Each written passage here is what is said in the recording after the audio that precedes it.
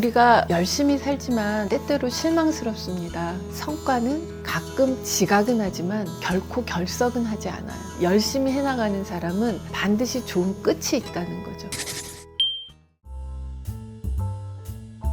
어떤 사람은 본인이 원하는 꿈들을 이루어가고 어떤 사람은 그렇지 못하고 한 것들에 대해서 자기결정성 이론의 틀을 갖고 한번 설명을 해보도록 하겠습니다. 자기결정성 이론은 행복 이론이라는 별명을 갖고 있어요. 타고 태어나기를 사람들은 자율성, 유능성, 관계성이라는 기본 심리 욕구들을 충족해야 내가 이게 충족되었다라고 스스로 지각해야 동기가 유발되고 무언가 하고 싶은 의욕이 생기고 동기가 유발이 되어야 행복감 혹은 주관적 안정감이라고 하죠. 우선은 자율성이 충족되었다고 지각을 할 때 우리는 동기가 유발이 됩니다. 예를 들면 제가 가르친 학생들 중에 이런 학생이 있었어요. 교수님, 제가 평생 축구 선수였어요. 그런데 17살에 아주 제가 엘리트 선수로 잘 달리고 있었는데 아킬레스건이 나가는 큰 부상을 당했어요. 코치님이랑 같이 뛰던 친구들이 울면서 작별 인사를 하고 저는 축구팀을 나왔어요. 그런데 축구팀을 나왔을 때 제 학력이라는 것은 저는 초등학교 5학년 때부터 축구 대표 선수로 뛰어서 할 줄 알고 잘하는 것은 축구 하나인데 축구를 못하게 된 채 세상에 나오게 됐어요.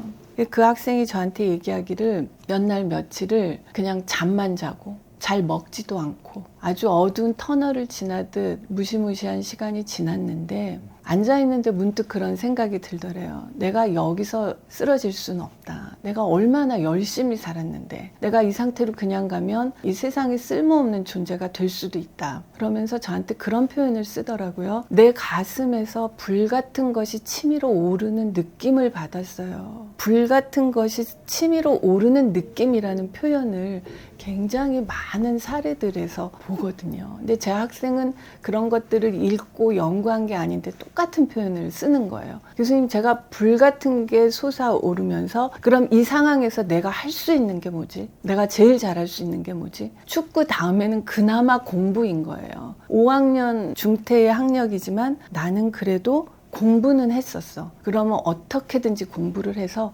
대학을 가보자. 이것밖에 지금은 할 것이 없다. 그러면서 이런 표현을 써요. 제가 죽기 아니면 살기로 공부를 했어요. 축구할 때 하루에 8시간, 10시간, 12시간씩 연습했거든요. 그렇게 공부했어요. 그런데 너무 신기한 게 읽는 대로 외워져요. 읽는 대로 외워져서 영어, 수학 차근차근 해나가서 재수도 하지 않고 저는 그냥 곧바로 연세대학교에 입학을 했어요. 그 이야기를 들으면서 저는 자기결정성 이론을 다시 떠올렸습니다. 내가 선택한 일, 나의 일, 나의 책임. 자기결정성의 첫 번째는 자율성이라 내가 선택하는 경험을 계속하는 사람, 무엇이건 주어진 상황에서 어떻게든 선택을 하고 내 뜻대로 남에게 휘둘리지 않고 살아보려고 하는 사람들은 훨씬 더 잘 풀린다 하는 이야기를 드릴 수 있겠어요. 그래서 자율성은 사실 쉽지 않은 게 나의 보호자, 어린 학생들 같으면 선생님, 부모님, 또 직장인들 같으면 나의 CEO들이 자율성을 주는 환경이면 더 좋은데 만약 그렇지 않다고 하더라도 우리는 우리의 조건 하에서 최대한 나의 자율성을 확보하려는 노력을 해갈 때 더욱 발전할 수 있다고 생각합니다. 그 사람이 머리가 좋아서 그런 거 아니야? 라고 생각하실 수도 있을 것 같은데 이 부분에 대해서 어떻게 생각하시는지. 그렇게 생각하실 수 있고요. 그런데 단지 이것은 능력의 문제가 아니고 의지의 문제가 훨씬 많은 것을 결정한다고 생각을 해요. 예를 들면 제임스 클리어라고 들어보신 분들이 있으실 텐데요. 제임스 클리어는 지금 뉴욕타임즈의 베스트셀러 작가이고 개인의 뉴스레터로는 가장 최단기간에 급성장한 뉴스레터를 운영하고 있는 사람이고요. 그런데 그의 스토리를 봐도 야구를 하다가 상대편 선수의 배트가 얼굴로 날아오는 아주 큰 부상을 당해서 이제 더 이상 야구할 수 없다. 정상으로 살기 어렵겠다라고 되었었는데요. 본인이 결심을 해요. 그도 똑같더라고요. 몇 날 며칠 죽은 듯이 있다가 어느 날 내 마음에 확 올라오는 거예요. 내가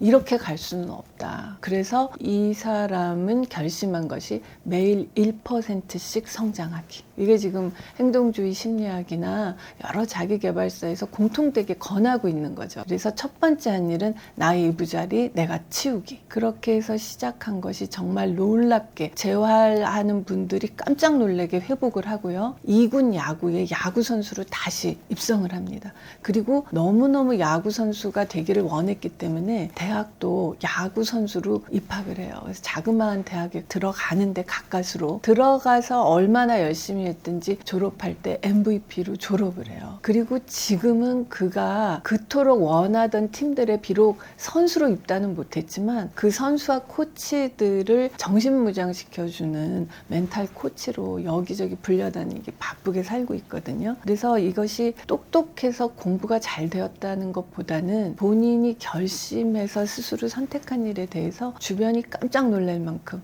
의사가 너는 안 돼 이제 포기야 했는데도 재활이 될 만큼 힘을 발휘하는 것이라 우리 모두가 극단적인 힘을 발휘할 수는 없어도 자율성을 믿고 내 인생에 대해서 내가 결정하고 책임을 지면 그렇지 않은 것보다는 훨씬 큰 힘이 나온다는 걸 기억하면 좋겠습니다. 사람은 자기 자신이 잘하고 있다고 지각을 할 때 더 힘이 나요. 그래서 스스로 잘 해낼 수 있다고 지각하는 것이 중요합니다. 그러면 내가 잘 해낼 수 있다는 지각이 아무 때나 마음 먹는다고 그냥 무턱대고 생기지는 않습니다. 유능감을 지각하기 위해서는 일단 시작하고 나에게 주어진 일들을 잘 해내는 경험을 하는 것이 중요한데요. 일단 시작은 무작정 시작이 아니라 계획을 세워야 하죠. 내가 하고 싶은 큰 계획이 있으면 그 계획 하에서 구체적인 작은 계획이 나오고 그 계획을 다시 세분화해서 나의 작은 계획들이 연타로 나한테 계속 성공 사인을 보내야 되는 거예요. 프로젝트 A를 하는데 일주일 동안에 너 혼자서 30페이지를 써보기로 했어. 그래서 오늘은 너의 분량 5페이지를 썼어. 잘했네, 칭찬해. 오늘 밤엔 2페이지를 더 쓸 거야. 잘했어, 칭찬해. 계속 내가 나에게 칭찬의 사인을 보내고 작은 목표들을 세우고 그것을 이루어가고 그게 연타로 오게 되면 정말 도파민이 분출이 되거든요. 1%의 성장을 목표로 하고 차근차근 계속 해나가면 우리의 유능감을 우리가 지각을 하게 되고요. 우리의 뇌 속에서 회로가 형성되고 길이 만들어지면 그게 반복적으로 되풀이 되면 그 작은 길이 점점 큰 길이 되고 고속도로가 되고 자동적으로 그 길이 열리거든요.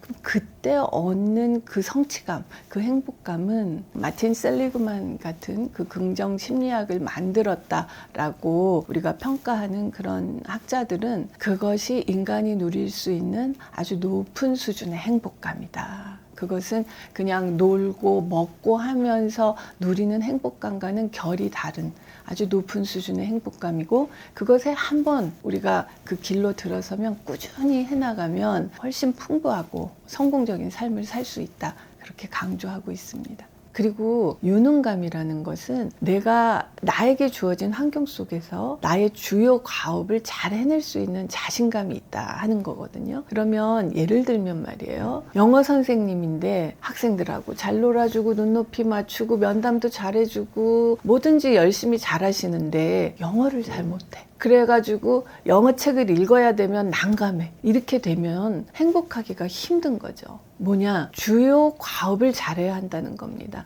무조건 영어 선생님이면 영어를 잘 가르칠 수 있어야 하고 그 부분은 잘 못하면서 여러 가지를 다 잘 챙긴다. 그러면 본인이 제일 괴로워요. 한쪽이 늘 공허해요. 그러니까 우리가 행복하게 제대로 기능하면서 사회에 기여하면서 살려면 나에게 주어진 나의 주요 과업 그것을 잘해야지 여러 가지를 다 잘할 필요는 없고 그럴 수 있는 사람도 없습니다. 제가 오늘 제안 드리고 싶은 것은 우리가 일이 잘 안 풀린다라고 스스로 느껴질 때 일단은 그걸 기억하면 좋겠어요. 나만 그런 거 아니다. 저는 사실 30대까지도 그걸 잘 모르고 살았던 것 같아요. 어려운 일이 생기면 왠지 나만 그런 것 같고, 근데 그걸 상담학 같은 걸 공부를 하면 제일 먼저 그 이야기들을 해주잖아요. 모두 다 힘들다, 너만 그런 거 아니다, 괜찮아. 근데 그것이 굉장히 간단하지만 우리한테 큰 힘이 되는 이야기고, 나만 그런 거 아니니까 외롭게 생각하지 말고 그것을 넘어서보자 하는 게 하나 있고요. 일이 잘 풀릴 수 있도록 우리가 할 수 있는 것 한 가지는 내가 할 수 있는 일과 내가 할 수 없는 일을 구분하는 것. 그래서 내가 할 수 있는 일에 초점 맞추는 걸 해보면 좋을 것 같아요. 제가 아주 좋아하는 스토리는 우리 국민 배우 윤여정 님에 대한 이야기인데요. 젊은 시절에 완전 탑 배우로 있다가 결혼을 하고 세월이 흘러서 혼자서 아이 둘을 키우게 되는 그런 상황이 오죠. 그래서 본인이 아이들 교육시키고 아이들을 위해서 생활비를 벌고 해야 되는 그런 상황이 와요. 그래서 이전에 탑 배우였는데 내가 장희빈의 장희빈을 맡았던 사람인데 이제는 단역을 맡기 위해서 조피디들한테 오디션을 봐야 하는 거죠. 어느 날 그 인터뷰를 보니까 이런 것이 있더라고요. 조피디가 나를 오디션을 보면서 이전에 무슨 그게 출연하셨냐. 장희빈.